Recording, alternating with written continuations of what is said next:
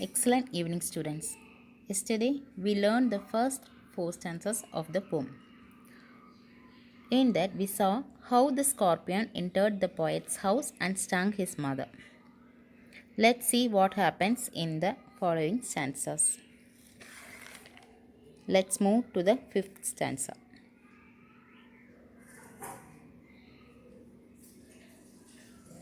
In this, some of the villagers say that the sins of her previous birth be burnt away tonight. Sins means to violate the rule or doing something bad or against the god, that will be reduced. Some of the villagers were talking about the karmas. Some of them also say that it will decrease her misfortune in the next birth. So some of them are talking about the previous birth and some of the villagers are talking about the next birth.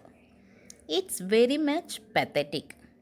They are assuming that she will obviously die. Some of them say the sum of all evil balanced in this unreal world against the sum of good becomes diminished by her pain. The real world is the heaven, that is the abode of God. As she is suffering now, she will obviously get heavenly pleasure in the other world. That means in heaven. In this, the narrator was feeling helpless as he cannot do anything. They are saying that the poison will purify her soul, which is infested with desires. The narrator sat around on the floor with his mother in the center. That one you might have seen in the picture that I sent yesterday. He was sitting near her mother and crying. He was helpless because he is too small. Let's move to the next stanza.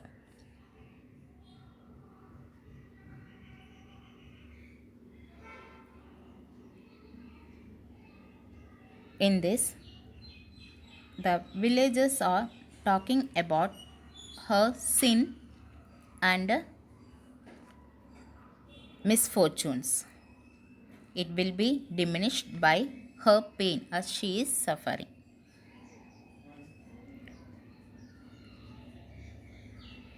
In the next line, we can see that they are quite a bit peculiar. They are trying to share the pain of the mother. That is why they are sitting around her.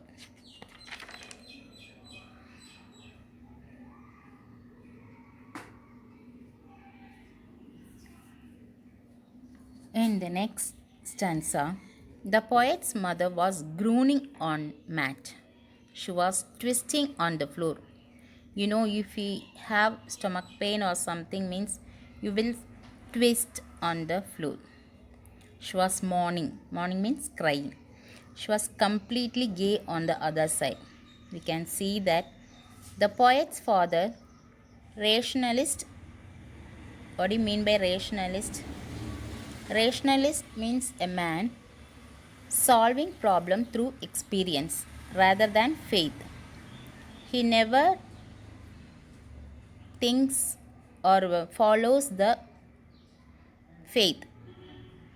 He does the things whatever he learned through experience. Means he is not like illiterate villagers at all. Let's see what he does in the next stanza. The poet says, my father is sceptic rationalist, trying every curse and blessing. As the villagers are saying, as she is suffering from the pain, it will be reduced, or some are talking about the karmas, but he believes on, as he is a rationalist, he tries to reduce her pain by pouring some powder mixture of herbs and hybrid. Hybrid means medications along with prayer. He wants to give medicines and at the same time he is praying to God.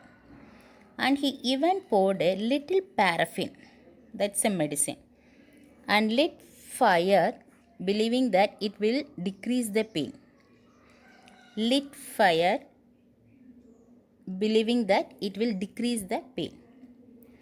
The poet was watching that his mother was completely drowning because of the fire on her too. As he was too small, he was afraid of the fire on her toes.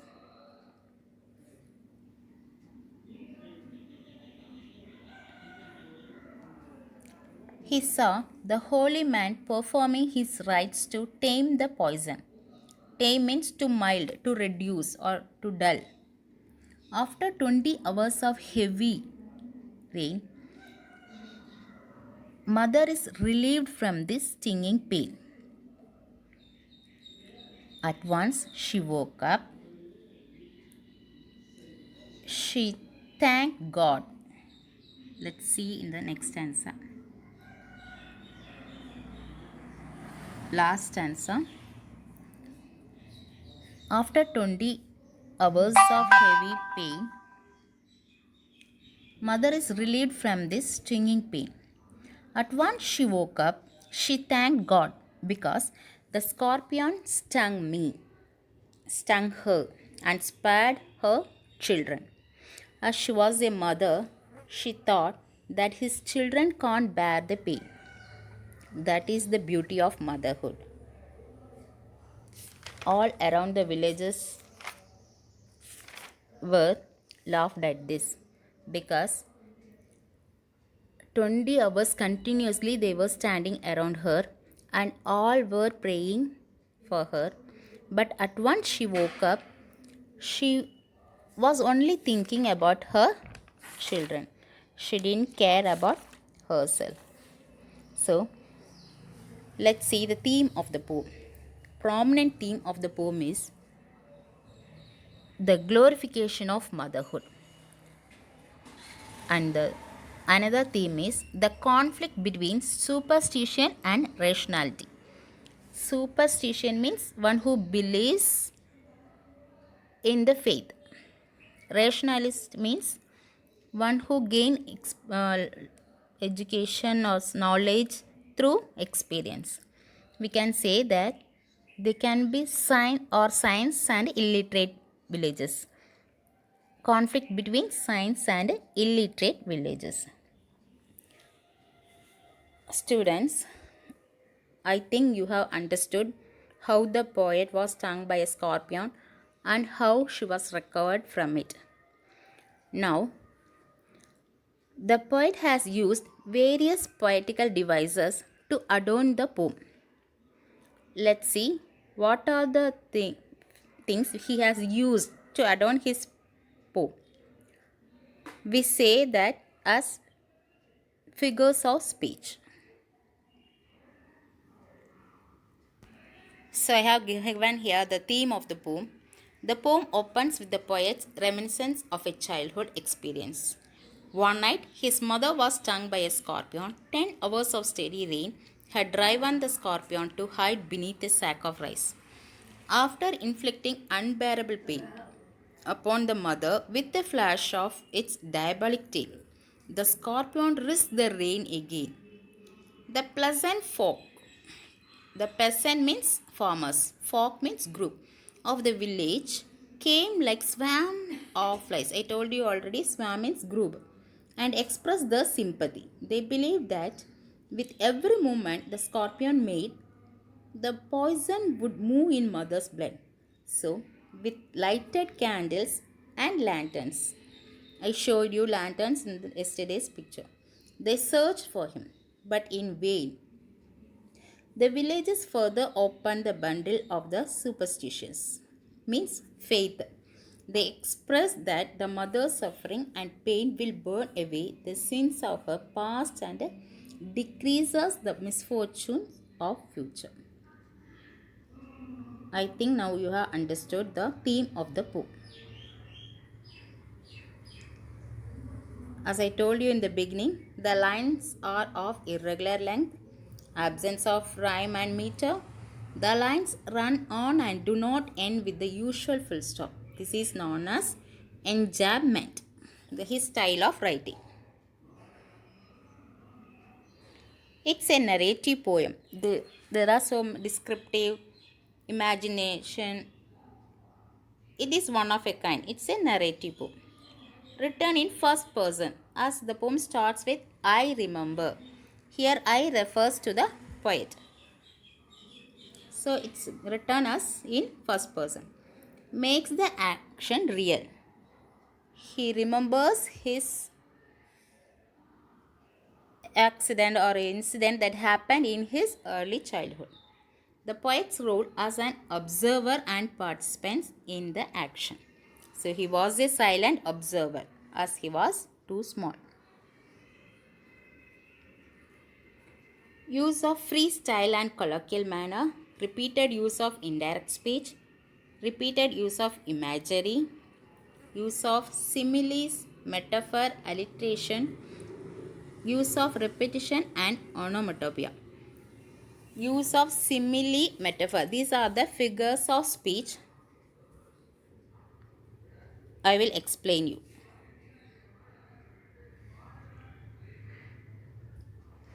So, literary devices. Knight of the Scorpion in the poem. Literary devices he has used. The first one is alliteration. Alliteration means a word in a same sentence started with same letters. If two words are started with the same letters, that is called alliteration. You can see the examples. Stung by a scorpion. Underline the S in the stung and S in the scorpion. Parting with his poison. P. Parting. Then P in the poison. Diabolic day in the dark. D in the diabolic and D in the dark. These are called alliteration. Risk the rain or in the risk and then rain. Poison purify. P again P. Through and through. Poured a little paraffin. Flame feeding. These are examples for alliteration. Students, you should underline these words in your book and write it as alliteration. It will be asked for the exam.